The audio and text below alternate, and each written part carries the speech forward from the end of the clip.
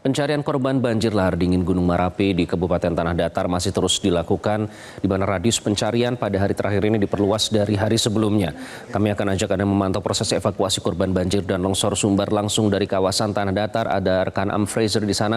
Fraser, jadi berapa total korban yang sudah ditemukan dan yang masih dicari? Lalu bagaimana skenario atau rencana yang akan dilakukan pada pagi hari ini? Ya, pagi Iqbal dan pemirsa Metro TV. Pada pagi ini kegiatan pencarian untuk korban yang di Kabupaten Tanah Datar akan tetap dilaksanakan. Tersisa ada 13 korban lagi yang belum ditemukan. Dan pada pagi hari ini kita lihat di belakang tim relawan dari gabungan unsur TNI, Polri, Basarnas, PMI dan masyarakat lainnya. Ini akan dibagi menjadi 9 sektor. Pada satu hari sebelum ini, beberapa hari belakangan, sektor pencarian itu dilakukan hanya 4 dan terakhir kemarin 5 sektor pencarian. Nah, pada hari ini, pada hari ke-7, suasana pencarian akan dilakukan lebih luas lagi, yakni menjadi 9 sektor. 9 sektor tersebut selain di 6 kabupaten kota yang ada di Kabupaten Tanah Datar juga akan mencapai ke kabupaten lain, ke kabupaten tetangga seperti ke Sijunjung. Selain pencarian secara manual, pencarian juga dilakukan dengan menggunakan anjing pelacak atau K9. Iqbal. Ya, lalu sejauh ini apakah masih ada warga yang datang ke lokasi untuk mencari anggota keluarga mereka yang hilang? Ya, berdasarkan dari keterangan Basarnas sore kemarin, hingga kemarin sore ini tidak ada lagi warga yang melaporkan tentang anggota keluarga mereka yang hilang akibat dari bencana baik longsor di Gunung Singgalang maupun banjir lahar yang terjadi di Gunung Merapi. Nah, sejauh ini belum ada lagi masukan terhadap belum ada lagi laporan dari warga tentang anggota keluarga mereka yang hilang. Nah, berdasarkan SOP Basarnas bahwa pencarian korban itu dilaksanakan selama 7 hari. Nah, pada hari ini merupakan hari terakhir mereka untuk penyisiran atau pencarian korban. Nah, SOP itu jika pemerintah daerah dan ada warga yang meminta proses pencarian tetap dilakukan, maka Basarnas juga akan bersedia untuk tetap melakukan. Demikian juga pernyataan dari Pak Bupati bahwa kita akan melakukan pencarian hingga ke-13 korban tersebut ditemukan. Iqbal. Fraser, tadi Anda menyatakan daerah pencarian akan diperluas ya. Saya melihat di belakang Anda juga banyak sekali ini petugas yang hari ini akan terlibat dalam proses pencarian. Mereka ini dari satuan mana saja dan apakah bisa diketahui berapa jumlah yang akan turun hari ini, Fraser? Ya, berdasarkan pernyataan dari Basarnas, untuk pencarian korban di Sumatera Barat ini melibatkan lebih dari 5.000 relawan, baik yang ada di Kabupaten Tanah Datar, Kabupaten Agam, Padang Panjang, serta di Kabupaten Padang Pariaman. Nah, di 4 kabupaten kota ini itu sekitar 5.000 relawan. Dan untuk di Kabupaten Tanah Datar ini sendiri, ini ada sekitar 3.000 relawan. Yang terdiri dari unsur TNI, Polri, ini juga ada tim dari Marinir. Selanjutnya dari kepolisian tidak saja Polres Tanah Datar, tapi juga dibantu oleh Brimob Padang Panjang dan Brimob Kota Padang. Dan untuk Basarnas itu sendiri tidak saja Basarnas dari Kota Padang dan 50 kota, tapi juga ada Basarnas dari provinsi tetangga seperti dari Basarnas Jambi, Basarnas Pekanbaru. Nah, selain itu untuk BPBD juga ada. Tidak saja BPBD Sumatera Barat, ini juga ada dari kabupaten kota lainnya seperti dari Pasaman, Dharmasraya, Sijunjung, dan bahkan juga dari provinsi tetangga seperti BPBD Jambi dan provinsi Riau.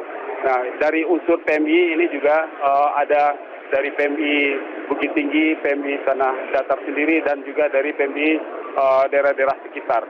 Dan yang juga ikut terlibat ini adalah para tagana. Ini mereka walaupun bekerjanya di dapur-dapur umum, baik dapur umum yang ada di posko induk ini, juga ada dapur umum jadi masing-masing posko pengungsi yang tersebar di 4 kecamatan di Kabupaten Tanah Datar. Nah, tagana ini bukan saja tagana yang ada di Kabupaten Tanah Datar, tapi juga dibantu oleh tagana dari kabupaten kota tetangga yang ada di Sumatera Barat. Dan lebih spesifik lagi tagana ini adalah juga dibantu oleh ibu-ibu dan anak-anak remaja yang ada di sekitar tenda dapur umum itu didirikan. Ibu-ibu ini ikut membantu tagana untuk memasak dan menyediakan sarapan ataupun makanan siang untuk para relawan yang mau pergi ke lokasi. Nah, selain tagana, kita juga menemui adanya kelompok pecinta alam dari beberapa orang mahasiswa dari perguruan tinggi yang ada di Sumatera Barat dan juga yang ada dari Pekanbaru dan Jambi. Selain para mahasiswa pecinta alam, kita juga melihat ada unsur dari radio Rafi atau pencinta radio Rafi. Mereka melibatkan diri dengan menginformasikan pertemuan-pertemuan atau informasi-informasi terbaru untuk kondisi alam, seperti melalui radio Rari, tim yang disampaikan di puncak gunung, di kaki Gunung Merapi untuk memantau pergerakan air atau perkembangan air di gunung, dan itu diinformasikan langsung ke tim di bawah melalui radio Rari. Nah, selain radio Rari, kita juga melihat dalam proses evakuasi bencana alam ini ada dari PT Semen Padang yang menyalurkan air bersih dan mobil damkarnya untuk menyemprot rumah-rumah warga yang memang harus disemprot menggunakan alat damkar tersebut. Nah, selain itu kita juga melihat adanya warga sekitar sendiri yang meski mereka tidak terdampak dalam bencana, dan mereka melibatkan dirinya untuk membantu tetangga-tetangga mereka dengan membersihkan rumah-rumah yang sudah kotor oleh lumpur dan dahat ini. Dan terakhir yang kita saksikan adalah komunitas-komunitas motor seperti komunitas motor Vespa, komunitas mobil off-road kayak PES, itu juga ikut terlibat dalam membersihkan lahan-lahan rumah warga, serta kalau mobil off-road ini mengevakuasi kendaraan-kendaraan yang sempat terseret oleh arus, dan dengan menggunakan mobil off-road, mobil-mobil tersebut bisa keluar dari lokasi bencana tersebut.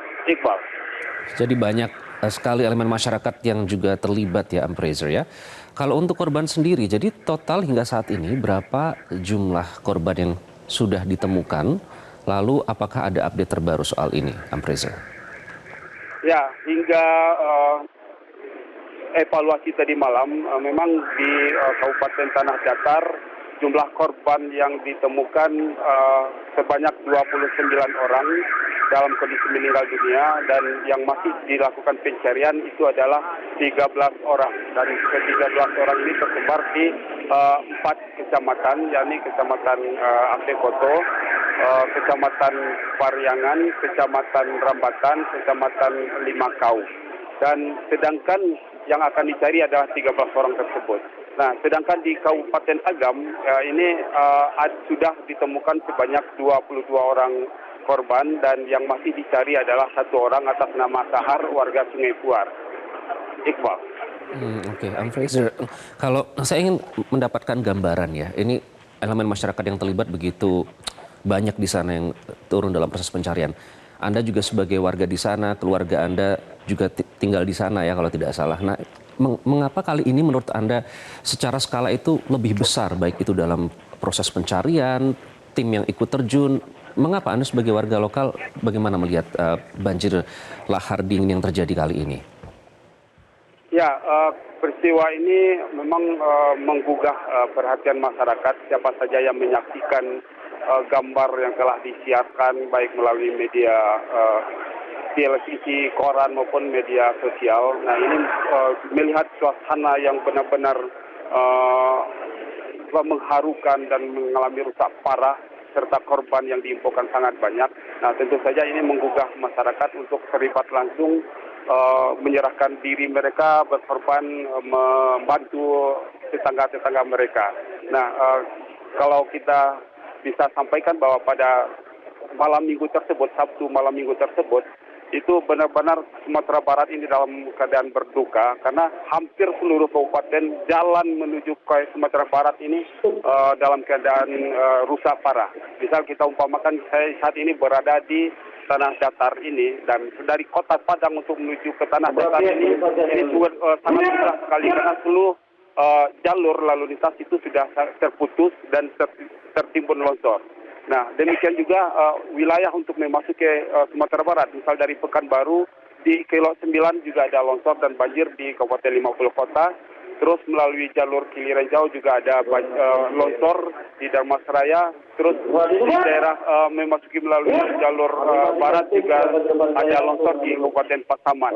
Nah, jadi hampir seluruh daerah di Sumatera Barat ini terdapat bencana alam, baik bencana banjir, tanah longsor maupun banjir lahar dingin yang berasal dari Gunung Merapi. Nah, inilah yang menggugah warga untuk memberikan diri mereka membantu masyarakat yang dalam keadaan susah ini.